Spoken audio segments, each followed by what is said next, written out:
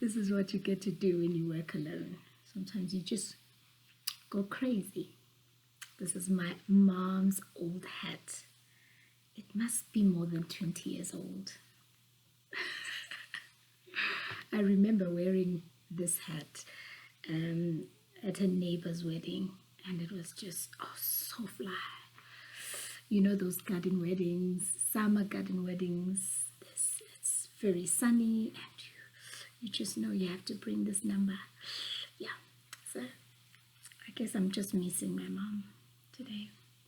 But anyway, let's go back to business. So I want to introduce to you a I don't know what to call this. I haven't named it yet, but it has to do with how we think of our growth and how we view it, how we perceive it when we are growing as individuals. It could be growth personally in terms of who you are, growing your character, adding some value on who you are and how you handle yourself and how you treat people and how you process different situations in your life, circumstances in your life. It could be growth also spiritually, where you go through perhaps trials, or you go through times that are really seeking to awaken something within your soul. It could also be just a growth intellectually, where you tap into different concepts that are new, that are unfamiliar with you, or different models that you are learning and you are applying perhaps in a work environment or in an academic space. But this has to do with growth. I call it shoot. So, but perhaps let me just build some sort of foundation on our chat. If you don't mind going with me to the book of Psalms. It's Psalm 92, and we can read from verse 12. It says, "The righteous will flourish like a palm tree. They will grow like a cedar of Lebanon, planted in the house of the Lord. They will flourish in the courts of our God."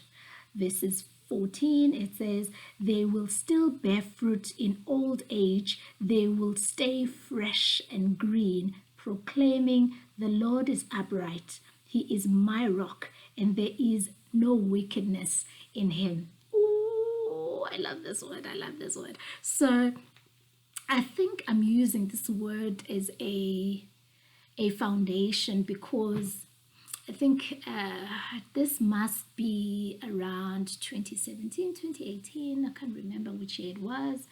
But we prayed as a group of elders. We gathered around a couple that had recently moved to a new city, and they were experiencing such challenges, such, different challenges, from the house they live in, to work, to relationships, to schools for their children. It was just a lot of things that they were going through, and somehow they were just feeling like, oh my head, this was supposed to be our time of breakthrough, but why are we facing so many challenges? And I remember us praying over them, and I saw a picture of a tree shooting up so hard, and it was shooting up as if it was a dwarf tree, and now it's beating up the trees that were on the different sides, and it was shooting up, and so it was hitting other branches while it's shooting up. And I remember just encouraging them and telling them, you know what, I don't think there's anything wrong with you, or there's nothing that you should be worried about. I feel like God is allowing you to shoot up. It looked like God was bringing them to a space of maturity. Now, I wasn't at the time aware whether that was a spiritual growth, that God was stretching them and causing them to grow, to have that radical growth, immediate growth. I wasn't sure what it was. But in the later weeks, I discovered this verse and I read it and I sent it to the lady, and I believed that God was doing exactly this. He was shooting them up like cedars of Lebanon. There's when you read about this kind of a tree, apparently it doesn't grow for a very long time, and then when it grows, it actually becomes very big and tall. And so shoot comes from that place, from a place of just encouraging people that are feeling like they're being stretched and they are growing. It's a positive growth, yet it's full of challenges. You are growing. It's not a season for you to be afraid. You are growing. So let me get to it. So shoot. The word shoot is SHOOT.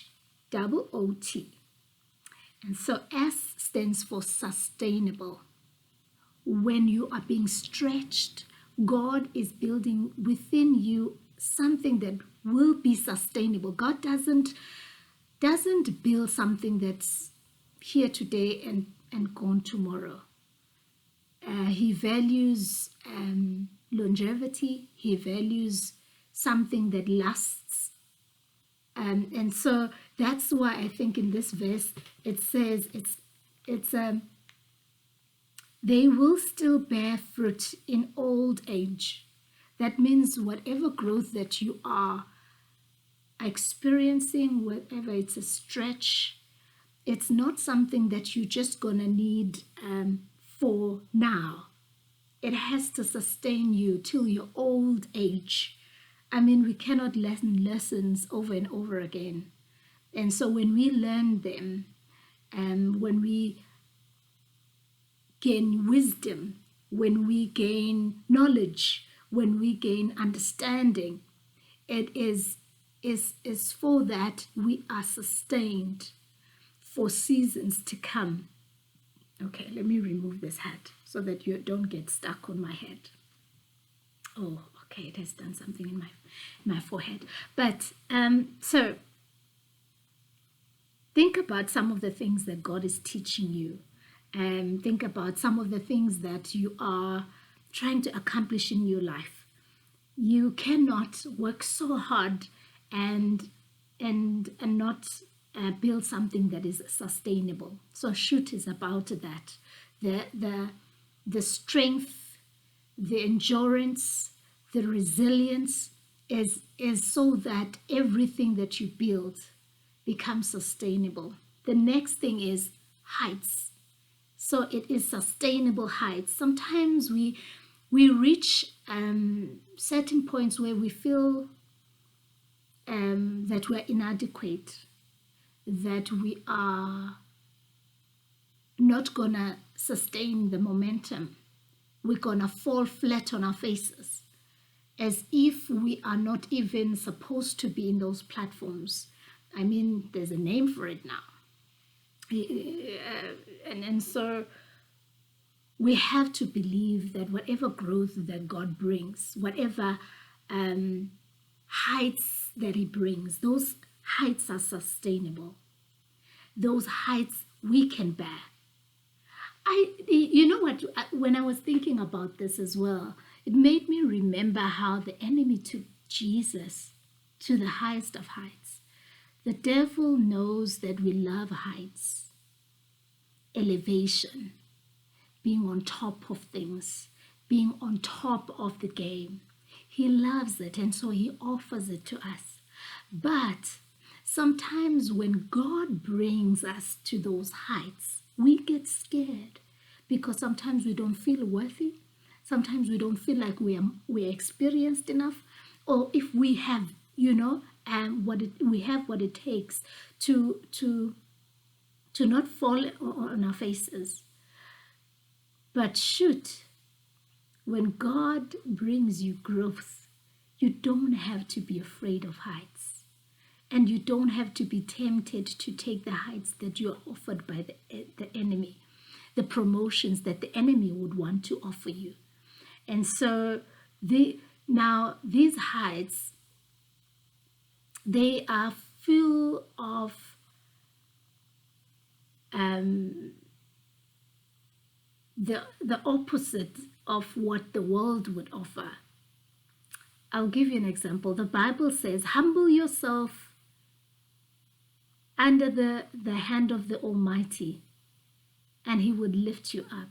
The world doesn't say that. It's quite opposite. God says if you want to be the greatest, you need to be the servant of all. So the heights, they are sustainable heights because God ordained them in that way. And they are processes that are different from the world that God brings so that you are sustained.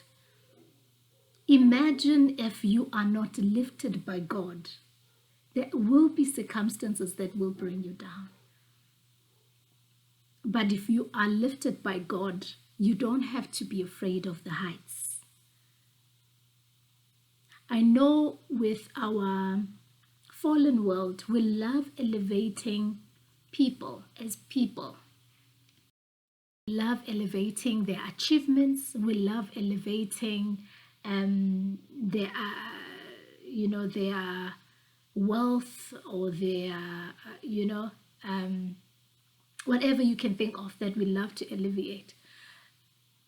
But as soon as God comes in, things differ. God does not look at that. God looks at our hearts, and we can trust him to lead us. We can trust him to sustain whatever heights that he gives us, and we don't have to go into the world to seek for fame, to seek for our own elevations. God is there to give us that. And then the third thing is opportunities. I learned something about opportunities. Solomon writes in Ecclesiastes about opportunities and he refers to it as things that happen by chance to all. But I've learned about opportunities, that opportunities present themselves so random that the person who's able to actually take advantage of opportunities, the one that prepares. One of the lines that I love so much from the movie Courageous is when, I don't know this man's name, speaks to the teacher who is obviously the main character in the movie Courageous. He says to this teacher, this man was busy praying for the students of this particular school, and he asked the teacher, well, two farmers go and they pray for the rain from the Lord. And this person then says, which one believed God for the rain? The one that went home to wait for the rain, or the one that actually went out to plow? Now, opportunities are exactly like that. Should people who believe that God will bring growth and bring the heights prepare for opportunities. They prepare for meetings they haven't been invited to attend yet. They prepare for children they have not even conceived. They prepare for, dreams that seem impossible. How do they prepare if these things are not set? They are not certain of. The Bible says faith is the substance of things hoped for. And so when you hope for something, obviously you're not certain if it's going to happen. But when you believe God and you begin to prepare, what we always know about opportunities is that they come. And when they find you prepared, all that growth is manifested. We always think of ourselves, oh, we would have accomplished this if we have done this and that and that. While the things that actually happen to us, they define how we have walked. They define what we have believed. They define what we have established in our lives. And some of the things that we need to establish is how we perceive opportunity and preparation. And so, if you are preparing for growth, if you believe God for growth in any area of your life, learn, teach yourself to prepare. And then the fourth thing is open spaces. Oh, I love this one. I love this one. This is taken from the book of, is it Genesis or Exodus? Oh my God, it's probably Genesis, where Isaac is digging his father's wells that were being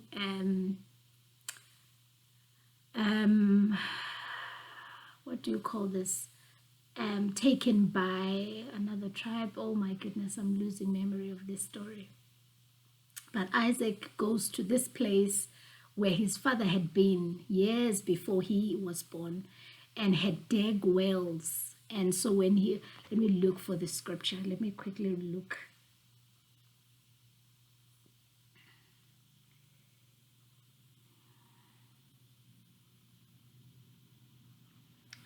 It's in Genesis 26. Let's look it up. Let's look it up.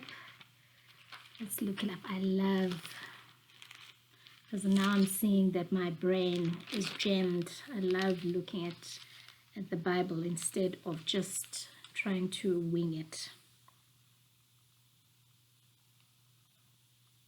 So Isaac reopened the wells that had been dug in the time of his father Abraham, which the Philistines, look at that, now we know which tribe did put sand in the wells, had stopped up after Abraham died, and he gave them some names his father had given them. Now, we go to verse 21. So Genesis 26, verses 20. Then they dug another well. So each time he dug a well, the Philistines would actually come and try to quarrel around those wells. And, you know, the ownership argument was around ownership. And so now he digs, and then he dug another well. So there were many wells. So he named that Sitna. He moved on from there and dug another well, and no one quarreled over this one. He named it Rehoboth. So the other ones, he was facing oppositions around each time he dug it. But this time around, he dug one and they never quarreled with him. They never tried to take it from him. And so he named it Rehoboth, saying, now the Lord has given us room and we will flourish in the land. Open spaces. That's what Rehoboth means. It means the squares of the city. So for us that live in cities, the city hall, where the decisions of the city are being taken or discussed, or where the council sits, those are open. That's open spaces of the city. And so you have to know that when God has caused you to grow and is giving you sustenance and enough and good enough heights and opportunities, those opportunities are open spaces. And so you have to occupy. You cannot chicken out. You cannot withdraw. You cannot, go into your I don't know what to call this space. When a cocoon, you cannot go back to your cocoon. You cannot be afraid. I remember when I started doing coaching. Coaching is hard, sometimes you know what you want to teach the next person, and you are sure of what you want to teach, And then it just lands to the other person differently, because then what they produce is different from what you were teaching them. And so then you have to go back and say, okay, how did I actually taught this? And you look into how they can you can literally transfer the skill and let them amplify what they've learned. So whatever that the basic that you give them, that you enable them and empower them to amplify the skill that you're giving them, so that they get something in return out of the skill. And so I was so scared to go back when I feel like I didn't do it well, or I wasn't understood. I was so afraid I would get timid and I would want to withdraw from the sessions. I would cut them short. And I remember thinking, oh my God, these people trust me. They are wanting to learn from me because they trust me. So I cannot say because the last day was hard, I can't come back and give them more lessons. I need to still sit with them and say, hey, you can still do better. You can. I cannot shrink back to my cocoon. That's what it means to shoot. Occupy the open spaces, because no one is quarreling with you. No one is opposing you. You are already there. God has given you sustenance, enough heights, and He has given you opportunities. So you have to occupy. And then the last one is your talents. You have to trust your abilities and your gifts and your skills and your knowledge. You have to understand that whatever that you need in that particular time, you have it. It's within you. It might not feel like it all the time. It might not seem like it all the time, but you're the talent that was needed, that is needed for this time. Whether you are confused about your purpose, whether you feel confused about your mandate, whether you feel confused about whether the talent is good enough or not, you have to understand, when it comes to growth, God means business. God means business. And so your talents are there for a purpose. They're there because God knew that you would be able to handle it. You would be able to nurture it. You'll be able to use it. You'll be needed in your generation. And so that is the principle of shoot. I hope that you find this helpful. And let me know what you've learned and what you are taking away from this video. Thank you for watching. I hope you find this helpful. Bye bye. See you next time.